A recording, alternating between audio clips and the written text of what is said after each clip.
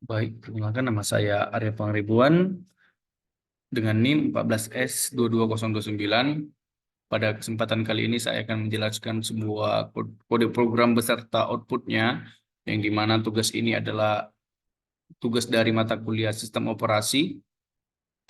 Jadi langsung saja berikut eh, source code-nya yang sudah saya pindahkan. Kemudian source code ini adalah menggunakan library dan Marcos. Program yang memiliki arti adalah program dimulai dengan menyertakan beberapa header file yang diperlukan dan mendefinisikan beberapa konstanta seperti jumlah, thread, dan ukuran buffer. Kemudian variabel global. Terdapat beberapa variabel global yang digunakan sebagai buffer bersama dan variabel counter untuk melacak jumlah item di dalam buffer. Kemudian fungsi test underscore n underscore test. Fungsi ini mengimplementasikan algoritma test and test yang merupakan operasi atomik yang mengatur nilai dan mengembalikan nilai sebelumnya.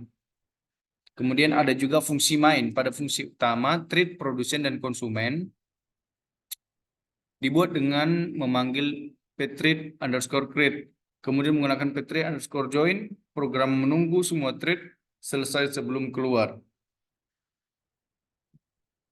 Kemudian ada fungsi produsen. Fungsi ini digunakan untuk treat produsen. Ini memeriksa apakah buffer penuh dan jika tidak memasukkan nilai ke dalam buffer dalam bagian kritis. Setelah itu meninggalkan bagian kritis dan kembali ke bagian biasa. Ini adalah bagian basi waiting yang dilakukan di dalam loop. Kemudian kita masuki ke fungsi konsumen.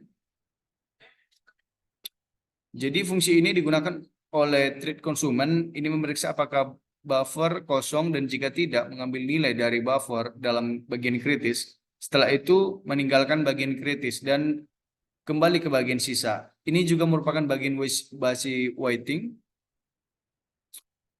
eh, yang dimana dilakukan di dalam loop. Kemudian ada test underscore test. Fungsi ini mengimplementasikan operasi test and underscore test yang digunakan untuk mengatur dan memeriksa kunci sinkronisasi dalam mode atomik. Jadi perlu diingat penggunaan basi waiting seperti ini tidak efisien karena dapat menyebabkan penggunaan CPU yang tinggi dan dapat menghambat kinerja sistem secara keseluruhan. Solusi yang lebih baik dilakukan biasanya melibatkan mekanisme sinkronisasi yang lebih canggih seperti mutex semaphore atau kondisi variabel. Kemudian kita akan memasuki outputnya. Di sini saya sudah menjalankannya. Jadi output pada program ini akan bervariasi tergantung pada bagaimana proses produsen dan konsumen berinteraksi dalam memasukkan dan mengambil elemen dari buffer bersama. Namun saya memberikan sebuah gambaran bahwa apa yang diharapkan terjadi berdasarkan alur program.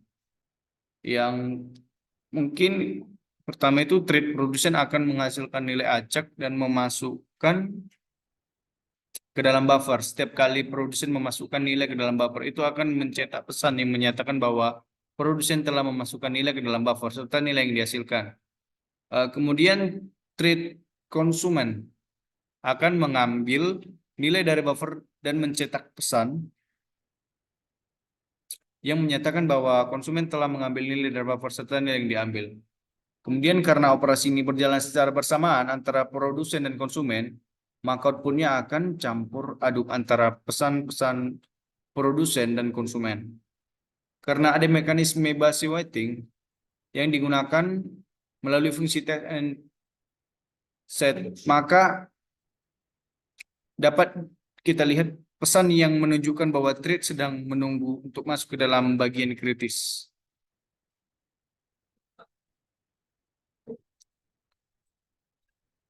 Untuk lebih detailnya kita bisa melihat ID di sini.